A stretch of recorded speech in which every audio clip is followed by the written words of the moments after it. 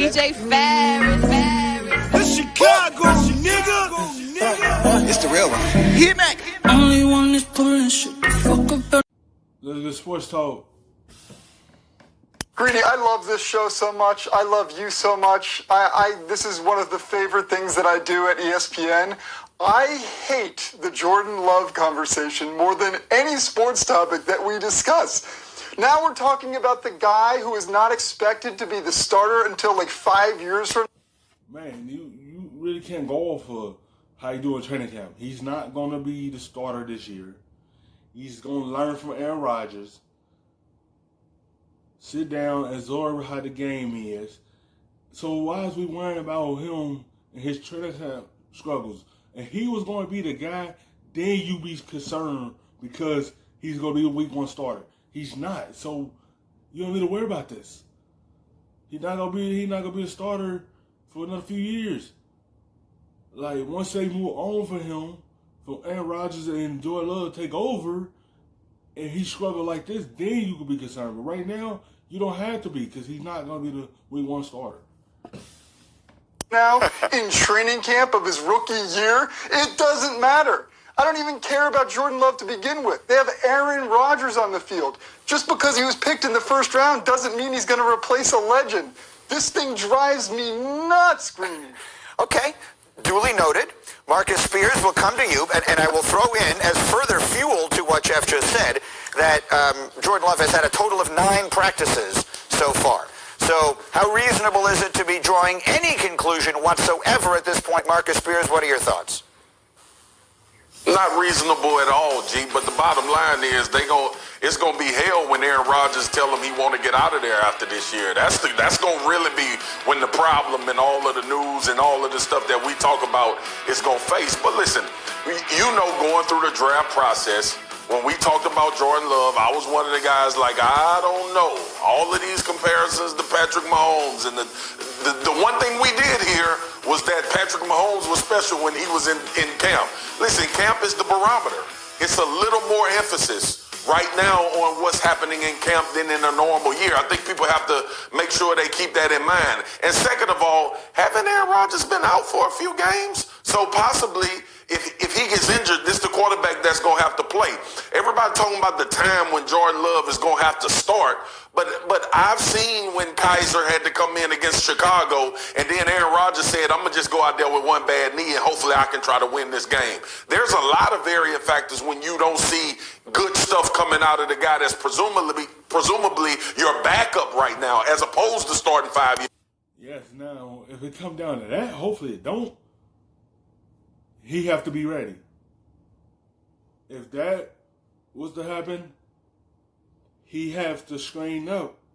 Also, he can't have these hiccups in moments like this. Like, if you do touch the field, if Aaron Rodgers not going to be out there.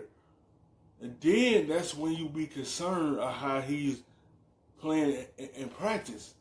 Then you'll be concerned about that. But right now, as long as Aaron Rodgers is healthy, you don't have to worry about him touching the field. Because you know you're going to be just fine with him.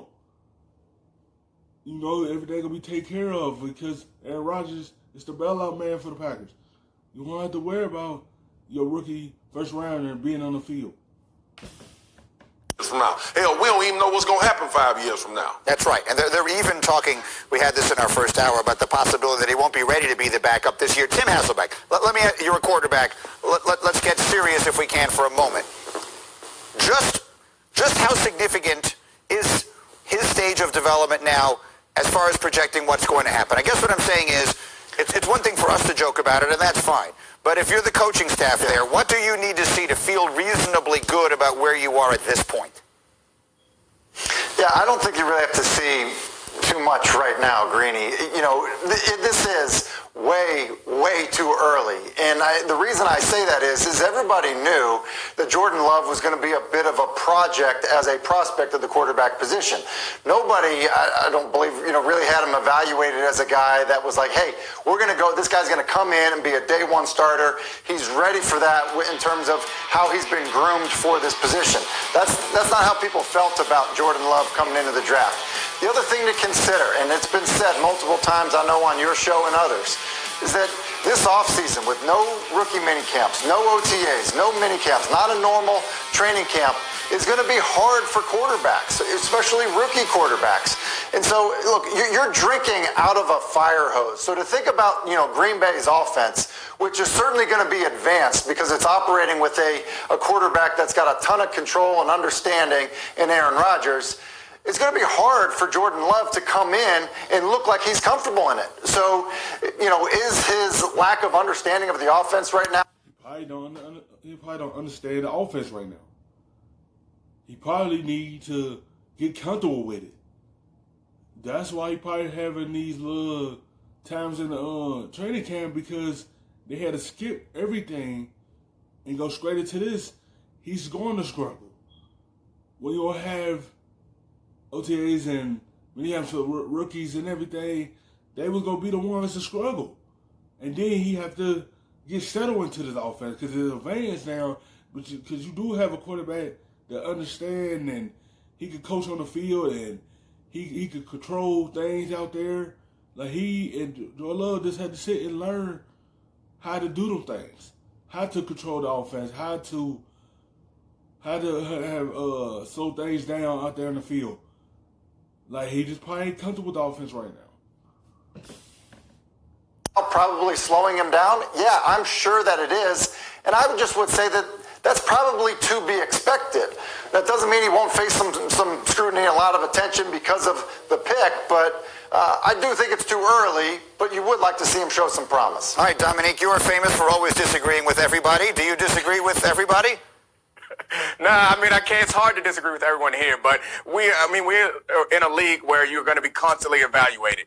They were evaluating him after his first practice. The fact that it's only 9 practices, I think, gives us all an understanding of how premature this is to put a final kind of period on what his career prospects are going to be. But I do think that they are saying this based off of 9 practices. They are saying that he is behind, so to speak, based off of 9 practices. They aren't surprised by that. They don't expect. It's not that they're going off his 9 practices. They're going off because he was taken in the first round. First rounders ain't for to be struggling at training camp. And he ain't for to be doing none of this. He's supposed to be right on cue and be ready to go in a few years. That's what they're going off of. That's why you see them put this up here and say he struggled. Once you draft in the first round, they don't suspect you to be like this, to struggle. But they have to understand, he's a rookie in this league.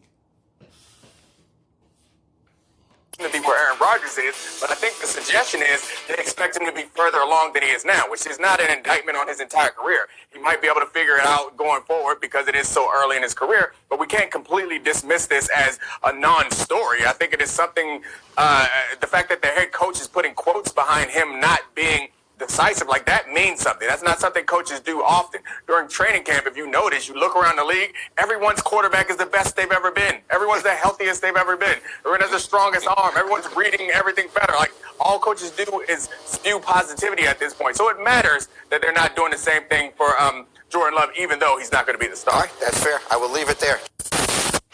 Thank you for watching ESPN on